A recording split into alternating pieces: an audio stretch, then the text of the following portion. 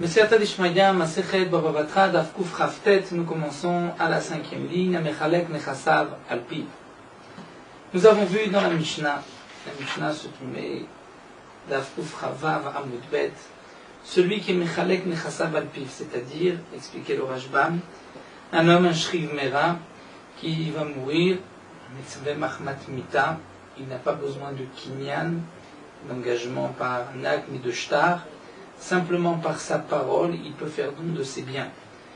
Il est riba l'echad miet l'echad, c'est-à-dire il augmente à un et il enlève à un autre, c'est-à-dire qu'il va augmenter, il va donner le double à un de ses enfants qui n'est pas premier-né, et il va enlever la double part du premier-né, dvarav kayamim, ses paroles sont acceptées. Ces paroles ont la force d'aller, si on peut dire dans ce cas-là, contre l'héritage habituel de la Torah. Pourquoi ? Parce qu'un homme peut faire don de ses biens à qui il veut, et il n'y a pas ici de matner al mashkatu batorah, c'est-à-dire de faire une condition contre ce qui est marqué dans la Torah. Étant donné qu'il ne laisse rien comme héritage à ses enfants, ce n'est pas sous forme d'héritage, mais c'est un cadeau. Et c'est pour cela que nous dit la Mishnah, si cet homme-là utilisait le terme de Yerusha, d'héritage, il a dit je donne à un tel, qui n'est pas son fils, je lui donne en héritage telle ou telle chose, la loi Markloum, il n'a rien dit. Même si à un de ses enfants, il dit à son premier-né, il va hériter tant comme les autres, ou un de ses enfants, il va hériter une double part, là il ne peut pas, puisque lorsqu'on rentre dans la paracha de Yerusha d'héritage, c'est selon les dynimes de la Torah. Si malgré tout, nous dit la Mishnah, il a marqué, prenons le cas où il a marqué dans un shtar, le terme de matana, que ce soit au début, au milieu ou à la fin, varav kayamim, ces paroles seront accomplies, on tiendra compte de ces paroles. Donc nous allons expliquer cette Mishnah. La Gemara nous dit Chidame Matana Betrila, Chidame Beemtsa, Chidame Basof. Quoi ressemble, c'est-à-dire comment on peut expliquer le cas où il va donner au début, ou au milieu, ou à la fin, il va utiliser le terme de Matana.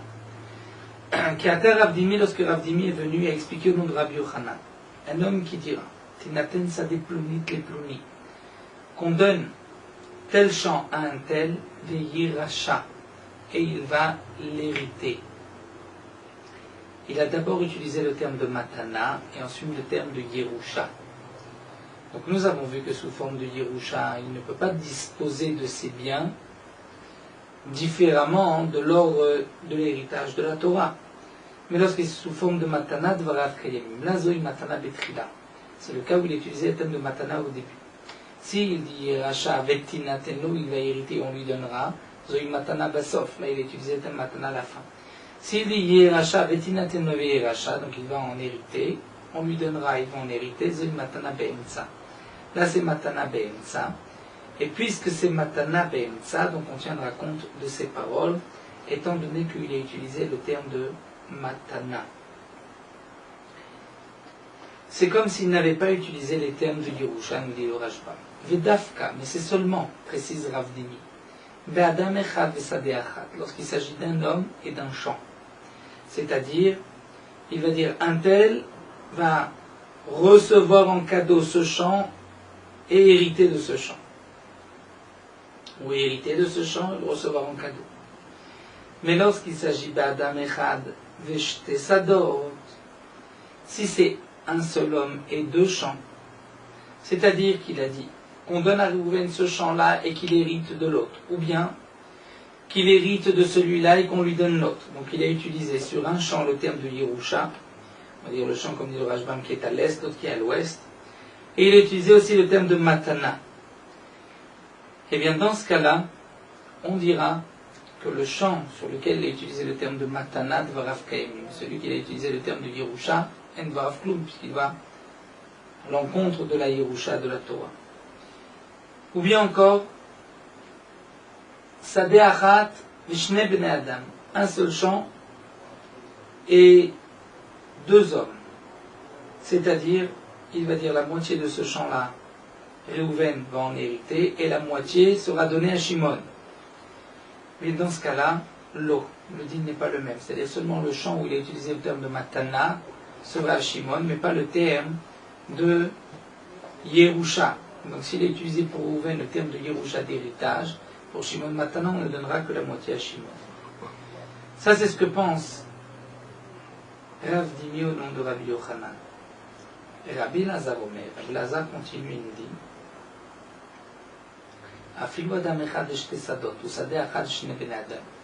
même s'il a utilisé le terme de Matana et de Yerusha pour la même personne, mais à propos de deux champs, ou pour un champ et à propos de deux personnes, eh bien on dira quand même que Dvarav Kayamim, c'est-à-dire que ce qu'il a dit Matana pour l'un va servir pour l'autre. C'est comme s'il avait dit aussi pour l'autre. Aval bishte sadot vishne ben adam lo. Mais s'il y a deux champs et deux personnes, là non. C'est-à-dire que si le Shriv Mera va dire Réhouven va hériter de tel champ et à Shimon on donnera cet autre champ. Là on ne dira pas que la Matana qui a été exprimée à propos de Shimon va servir aussi pour Réhouven.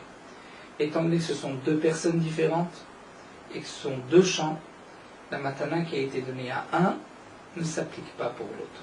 L'autre c'est sous forme de Yerusha. Yerusha, nous avons dit qu'il ne peut pas. Il ne peut pas lorsque ce n'est pas donc un de ses enfants qui hérite. C'est bien. Ça c'est ce que donc nous a enseigné Rav Dimi. Mais qui a été Ravin. Lorsque Ravin est venu, il a dit, lorsqu'un homme s'exprime ainsi, Tinaten sa déplonit les plonit, Viaresh plonit sa déplonit, qu'on donne tel champ à un tel, et qu'un tel hérite de tel champ. C'est-à-dire, là nous avons Shne Sadot et Shne Bene Adam. Eh bien, Rabbi Yochanan Amar Kana, Rabbi Yochanan dit, il les connaît. Rabbi Lazar Omer Lo Kana, pour Rabbi Lazar, il n'est pas connu. D'après Rav Dimi, dans le cas de Shte Sadot et Shne Bene Adam, d'après tout le monde, n'a acquis que celui à propos de qui on a utilisé le terme de Matana, mais pas celui de qui on a utilisé le terme de Yerusha. Mais ici, Ravin n'est pas d'accord avec Rav Dimi et pense que même lorsqu'il y a deux champs et deux personnes, il a utilisé pour un le terme de Matana, pour l'autre le terme de Yerusha. Pour Rabbi Yochanan, il les connaît, même celui à qui on a utilisé les termes de Yerusha. Rabbi Lazar Omer Lokana, Rabbi Lazar dit non Lokana. Il n'a pas acquis celui à qui on a utilisé le terme de Yerusha d'héritage. Amarle Abaye le Ravin. Abaye dit à Ravin, Innachtat lan chada, vitkafta lan chada. C'est-à-dire une de tes paroles,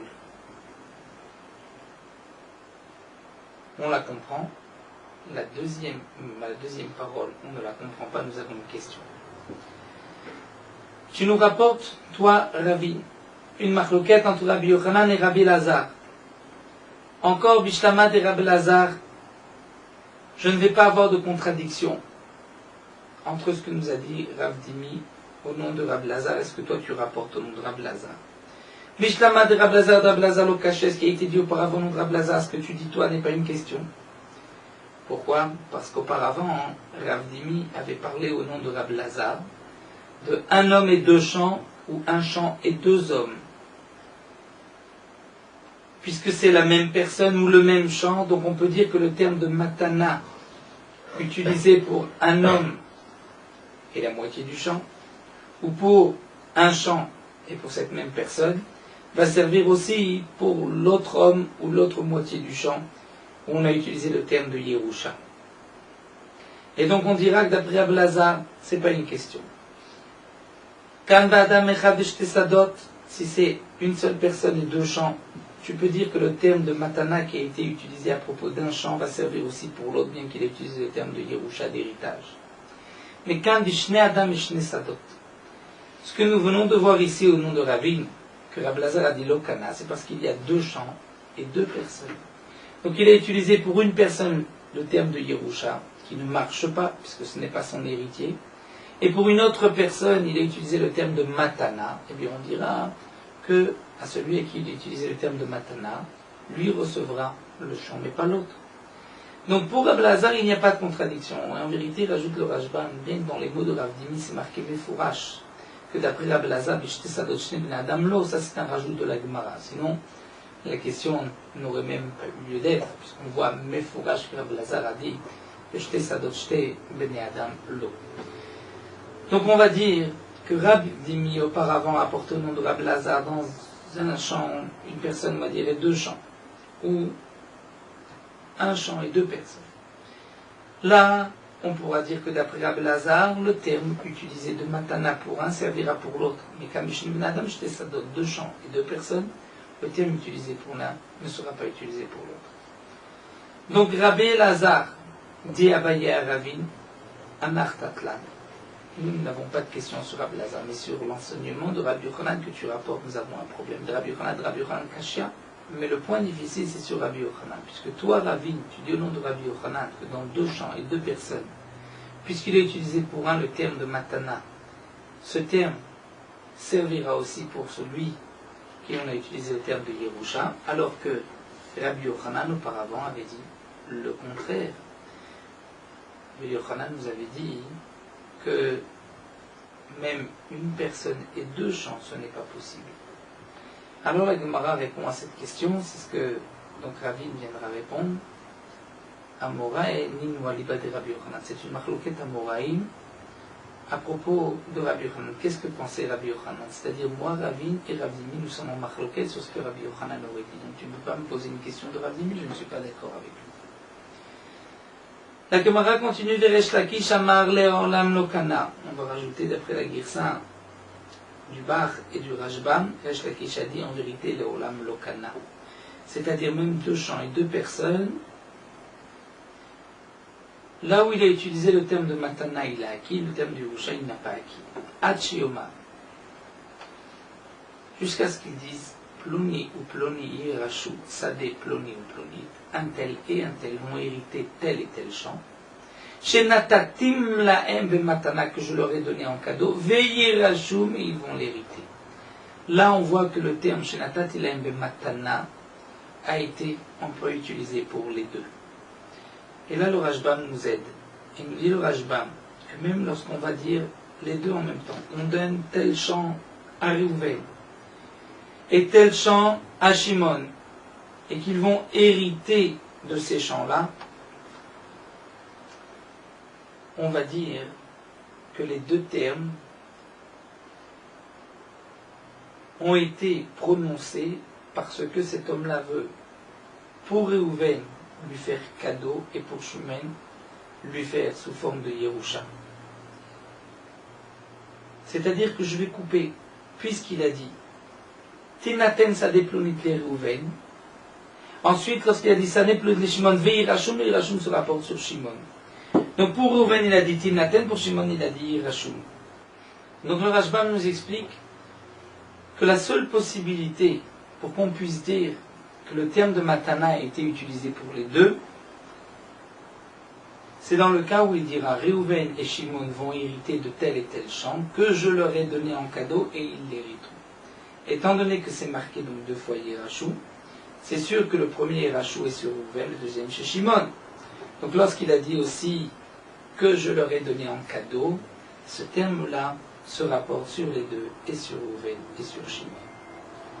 Et donc ce n'est que dans ce cas-là que Réhouven et Shimon pourront recevoir, parce qu'il a utilisé le terme de matana, de cadeau, au milieu, à un endroit où on pourra dire que ça s'applique sur les deux. La Gemara poursuit nous dit Beplukta. C'est ce que nous avons vu ici, Rav Dimi et Ravin, c'est une marloquette que nous retrouvons ici avec Rav Amnuna.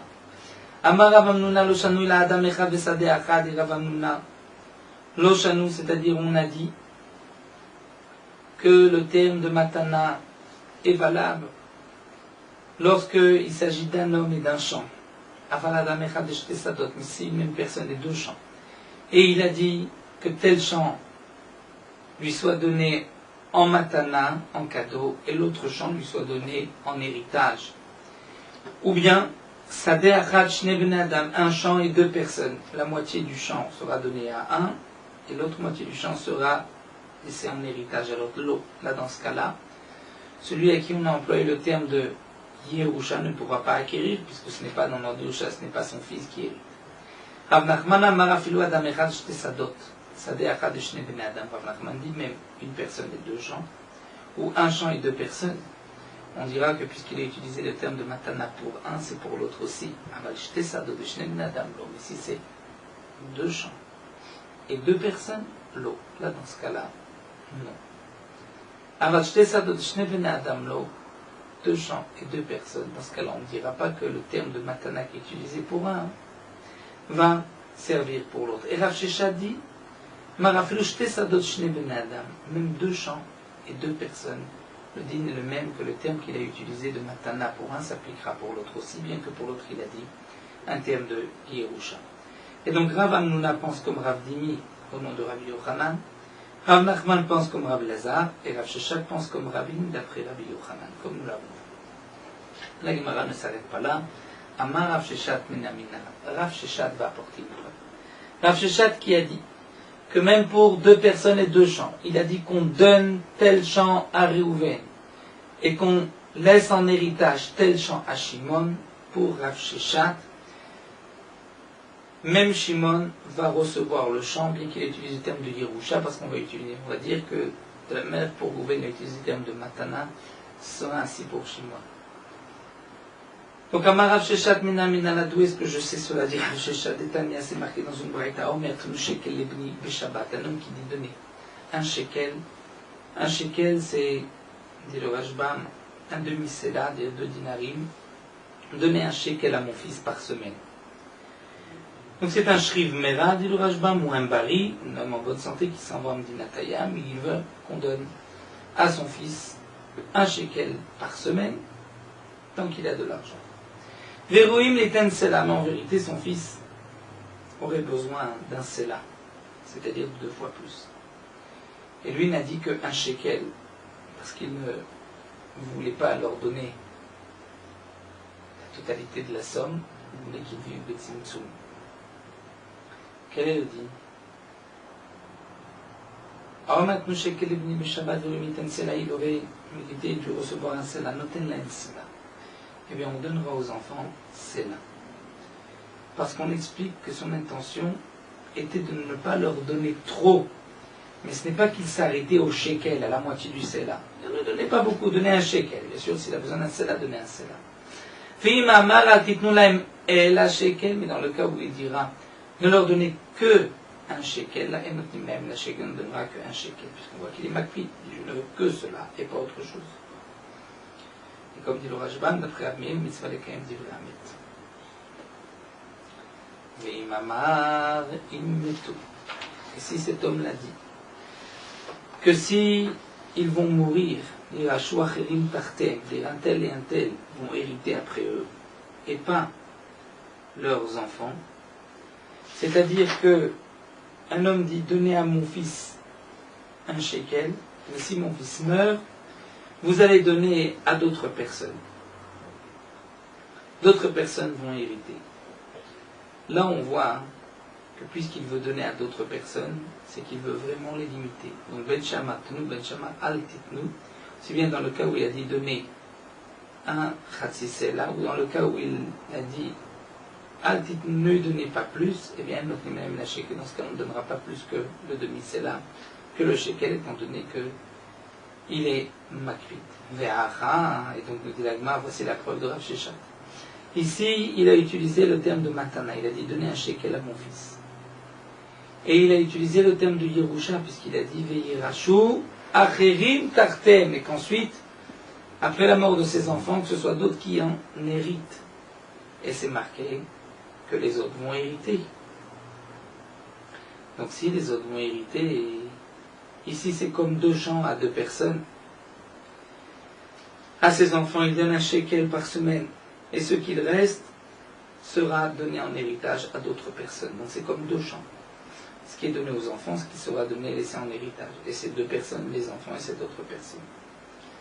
Donc on voit que ces 2 champs, et malgré tout, les autres, les acherim, vont, nous avons vu que les autres vont hériter. Pourquoi? Parce qu'il a utilisé le terme de matana, mais pas sur eux, matana sur l'autre. Sur eux, il a utilisé le terme de Yerusha. Yerusha, il ne peut pas, parce que ce ne sont pas ses héritiers. Donc tu vois que lorsque tu as deux personnes et que tu utilises pour un le terme de matana, même si pour l'autre tu n'as pas utilisé le terme de matana, c'est comme si tu l'avais utilisé. Ça, c'est la preuve de Rav Sheshat. Donc, ici, on voit que c'est comme deux champs et deux personnes, et pourtant il les connaît. La Gemara continue, nous dit au motif là, vous mefarekla, lui-même Rav Sheshat qui a apporté cette preuve, lui-même va répondre, il va dire que non. De là, tu ne peux pas objecter, poser la question sur les autres. C'est vrai que Rav Sheshat apporte d'ici une preuve que Shte Sadot, Shne Bene Adam, les deux vont acquérir le champ. Parce qu'il a utilisé le terme de matana pour un. Ce terme-là va servir même pour celui à qui on a utilisé le terme de Yerusha.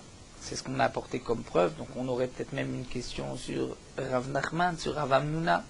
Rav Sheshat dit non. Une question nous n'avons pas. Pourquoi? Parce qu'on peut peut-être expliquer que dans cette braïta on parle de Raoui le Yorsho, de Rabbi Yochanan ben Berokai. On peut parler d'une personne qui est un héritier potentiel. Et d'après Rabbi Yochanan ben Beroka, nous avons vu que lorsque un homme a un héritier potentiel, prenons le cas d'un de ses enfants, c'est-à-dire il va dire à deux de ses enfants qu'on donne un shekel par semaine, et que si ses enfants meurent, que un troisième de ses enfants hérite tout le reste, bien qu'il a d'autres enfants, dit le Rashbam, mais étant donné que ce sont, celui qui va recevoir est en vérité Raoui li Yorsho, il peut hériter, donc même sous forme d'héritage, même si il n'a pas dit le terme de matana, c'est valable aussi, et donc c'est pour cela que bien qu'ici il s'agisse de comme deux personnes et deux sadot, puisqu'il est d'abord un shekel à un, on donne, et le reste, c'est un autre qui héritera. Donc il a utilisé le terme de hériter. Malgré tout, là c'est possible puisque c'est Raoui le Yorsho d'après Rabbi Yochanan ben Beroka. La Gemara continue Tashma, Amar Ravashi Tashma. Ravashi va apporter une preuve. C'est marqué Nechasa ilecha, Vacharecha yeresh pluni. Vacharecha yeresh pluni. Un homme dit je te donne mes biens, je te fais cadeau de mes biens. C'est sous forme de matana. Mais après toi, dire si tu meurs, Yeresh Pluni, c'est un tel qui héritera. Ce ne sont pas tes enfants qui vont hériter, je veux que ce soit un tel. Et si cette autre personne meurt, alors je veux que ce soit Yeresh Pluni, que un tel soit l'héritier. Donc on voit qu'au premier, il utilise le terme de matana. Au deuxième, au troisième, le terme de Yerusha, d'héritage. Donc c'est comme deux champs à deux personnes, bien que c'est le même champ, mais il nous dit le Rashbam, puisque le deuxième n'a rien du vivant du premier, donc c'est comme si c'était un autre champ. Et pourtant on voit que quel est le din Met Rishon Kanasheni, si le premier décède, le deuxième devient propriétaire, Met Sheni Kanashishi, le deuxième décède, le troisième va devenir propriétaire. Vin Met Sheni B'chaye Rishon, et si le deuxième meurt du vivant du premier, Yarzeru Nechasim Yorshe Rishon, les biens reviennent aux héritiers du premier. Étant donné que il n'a donné au troisième que ce que le deuxième va recevoir. Mais comme le deuxième est mort avant que le premier ne meure, donc on rend tout aux enfants, aux héritiers du premier. Donc ici c'est marqué que les trois ont été connus, bien que pour le deuxième, le troisième, il utilise le terme de Yerusha, et un homme ne peut pas utiliser, comme nous avons vu, le terme de Yerusha d'héritage pour un étranger, si ce n'est pas son fils. Donc là, nous dit, ici tu vois que c'est comme deux champs et deux personnes, pourtant il les connaît. Peut-être que tu diras que là aussi, il s'agit, ce acharecha leplouni, d'un héritier potentiel, et donc d'après Rabbi Yochanan ben Nouri, même s'il utilise le terme de Yerusha, c'est valable. Alors nous dit la Gemara, si on explique ainsi, on aura une difficulté, puisque Yari, Metcheni Kanashlishi, comment tu peux dire que c'est le deuxième est mort, c'est le troisième qui va acquérir.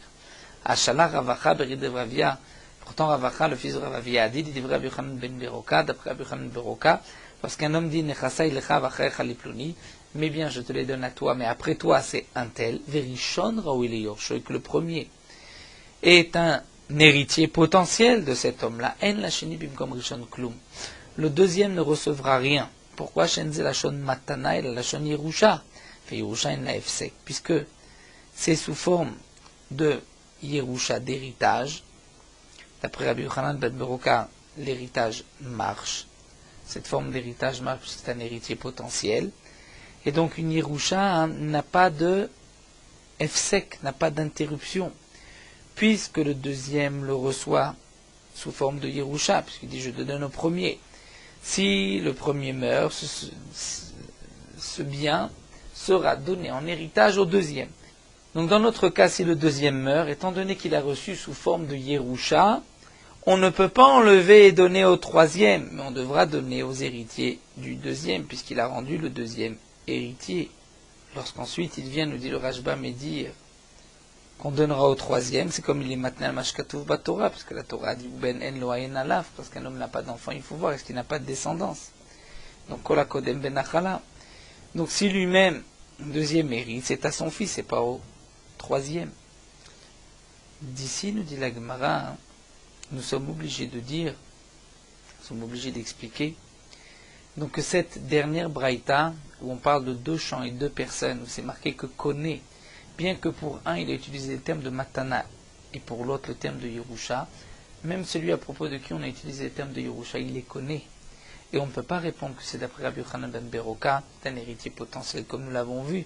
Si c'est ainsi, tiyufta dekulrut, tiyufta, nous avons une question sur tous. À l'exception de Rav Sheshat, puisque c'est conforme à Rav Sheshat, nous avons une question sur Rav Nachman et sur Rav Hamnuna. Alors la Gemara nous dit Lema nemete vetiyufta de Resh Lakish. Peut-être que c'est même une question sur Resh Lakish. C'est peut-être même une question sur Resh Lakish, puisque Resh Lakish a dit que le Lachon Matana pour un ne marche pas pour la Lachon de Yerusha de l'autre. Ici, on voit que ça marche. La Gemara continue Vétis Vera, tu peux penser ainsi, pourtant Rava a tranché que la halakha est comme Resh Lakish, on a tranché la halakha dans ces 3 choses-là. Et dans une de ces 3 choses-là, c'est le din de Resh Lakish que nous venons de voir. Donc si la braïta est aussi une question sur Resh Lakish, on ne peut pas trancher comme Resh Lakish. Donc cette braïta que nous venons de voir, lorsqu'il dit Nechasa ilecha ve'acharecha yeresh pluni, mais bien je te les donne à toi, mais si tu meurs, c'est un tel qui recevra en héritage. On voit que le terme de matana pour un va servir pour l'autre, même si pour l'autre il utilise le terme de yerusha, et que normalement, comme nous l'avons vu, puisque ce n'est pas son héritier, il ne pourrait pas lui faire don de ses biens sous forme de yerusha. Et on voit que malgré tout, Kana chéni lorsque le premier décède. Donc on voit que c'est une question sur tous les mandats que nous avons vus, à l'exception donc de Rav Sheshat, mais aussi, comme disait le Rashbam, de Ravin, d'après Rabbi Yochanan. Donc nous dit la Gemara, est-ce aussi une question sur Resh Lakish? Impossible, puisqu'on est posek l'alacha comme Resh Lakish. Alors la Gemara répond, l'okasha, kam betor kededibour, kanachar kededibour. Tout dépend. Si c'est dans le tor kededibour ou si c'est après tor kededibour. C'est-à-dire, nous explique le Rashbam. Là, nous avons besoin du Rashbam. Le principe de tor kededibour, c'est qu'un homme peut revenir sur ses paroles tant qu'il est encore, il ne s'est pas détaché de ses paroles. Que signifie s'être détaché? C'est avoir passé le temps de tor kededibour de dire bonjour à son maître, shalom alecha, Rabbi. Donc nous dit la Gemara, tout dépend c'est betor kededibour ou lachar kededibour. Ce qui est marqué matana lazé ve yerusha lazé, qu'ils vont tous les deux acquérir. Donc cette dernière braïta que nous avons vue, nechasa ilecha vacharecha yeresh pluni, les deux vont acquérir. Ce n'est pas une question sur Resh Lakish. Parce que ce qui est marqué ici, vacharecha yeresh pluni, on parle qu'il a dit tor kededibour du premier. Il a dit nechasa ilecha, et juste après il dit vacharecha un tel. Donc la matana du premier, le terme matana va servir au deuxième. Ce que Resh Lakish a dit qu'il n'est pas connu dans 2 champs et 2 personnes, c'est lorsque c'était la achar kededibour. Donc le lachon de l'un ne peut pas servir pour l'autre. Donc c'est ainsi qu'on répondra, pour ne pas qu'il y ait de questions sur Resh Lakish. Mais bien sûr, dit le Rashbam, Rav Dimi et Rab Lazar, c'est sûr que on ne peut pas répondre, puisqu'on dit qu'il n'est connu que Bessadeh Achat ou Adam Echad, que un champ et une personne. Mais deux champs et deux personnes, non, et pour eux, il n'y a pas de différence entre Torque des Dibour et pas Torque des Dibour. L'Agmara donc termine cette sugia en disant Vilcheta, Kol Torque des Dibour que Dibour Damé, donc dans toute la Torah, Torque des Dibour, c'est toujours Kedibour Damé, c'est-à-dire que lorsqu'une personne rajoute sur ce qu'il a dit, on ne considère pas qu'il vient changer d'avis, il vient juste modifier, changer, il peut encore. Torque des Dibour, on tiendra compte de ce qu'il vient de dire maintenant, puisqu'il n'y a pas eu une longue interruption, les bâmes à l'exception de Avodat Kochavim de Avodah Zara. Si un homme donne quoi que ce soit à une Avodah Zara, et Torque des Dibour il change d'avis, ça reste interdit à l'Avodah Zara à cause de la Khumra de Avodah Zara. Et de même Kiddushin. Un homme donne des Kiddushin à une femme devant deux témoins, Torque des Dibour il dit non, c'est un cadeau, ce ne sont pas des Kiddushin. Elle est Mekudeshet, et elle n'est pas Mekudeshet, il y a une Khumra des Rabbanan, dit le Rajbam. En vérité, elle ne devrait pas être Mekudeshet, puisqu'il est revenu Torque des Dibour, mais c'est une Khumra des Rabbanan pour ne pas que les gens disent tiens, ces enfants sont des mamzerim, puisque cette femme était mariée, et elle a été ensuite se marier sans guette. Donc on voit que dans tous les cas, Torque des Dibour que Dibour Damé, à l'exception d'Avodah Zara et de Kiddushin, là il y a une Khumra des Rabbanan. Nous arrêtons à la Mishnah et nous terminons sur Meorot HaHalacha, Daf Kuf Chaftet. Le Shulchan Aruch nous dit qu'un homme qui ne sait pas lire, on ne pourra pas l'appeler et le faire monter à la Torah, puisqu'on ne peut pas lire par cœur, on ne peut pas dire un mot qui n'est pas marqué dans la Torah. De même, un aveugle ne peut pas monter à la Torah, puisqu'il ne peut pas lire. Et comme nous l'avons vu, c'est interdit même de dire une seule lettre, si on ne l'a pas vu dans le Sefer Torah. Mais les poskim nous marquent que même un homme qui n'est pas compétent, qui ne sait pas lire, mais si le Sheler Tzibour l'aide, il pourra lui aussi lire en même temps que le Sheler Tzibour. Là, on peut être Mekil, le faire monter à la Torah, il ira en même temps que le Sheler Tzibour. Donc un homme qui ne connaît pas le Lashon HaKodesh, parle une langue étrangère, et qui ne peut pas lire tout seul dans le Sefer Torah, si lorsqu'il entend la lecture du Sheler Tzibour, il peut lui aussi lire à voix basse, on peut le faire monter. Mais le Rama rapporte l'avis du Maharil qui dit qu'on peut faire monter même un ignorant, un Maharetz qui ne sait pas lire, même dans le cas où il ne peut même pas lire avec le Sheler Tzibour, et on pourra faire monter aussi un aveugle. Étant donné que l'habitude est que celui qui monte à la Torah ne lit pas à voix haute, c'est le Sheler Tzibour qui lit, et le Sheler Tzibour lit ce qui est marqué dans le Passouk, donc on n'est pas makpid. Si celui qui monte ne sait pas lire, c'est suffisant que celui qui monte entende du Sheler Tzibour Shomea Keone. Celui bien sûr qui est baki, qui est compétent, doit lire à voix basse avec le Sheler Tzibour. Même parmi les poskim sfaradim, on voit que dans beaucoup d'endroits, le minag est que même celui qui ne sait pas lire du tout, qui ne connaît pas les lettres, même un aveugle, peuvent monter à la Torah. Ceux qui ont donc cette habitude ont sur qui s'appuyer, en particulier si c'est un khatan, un balabrit, un homme qui va circoncire son enfant. Si on ne le fait pas monter, il risque d'avoir honte. C'est sûr qu'on pourra le faire monter et tenir compte de ses poskim.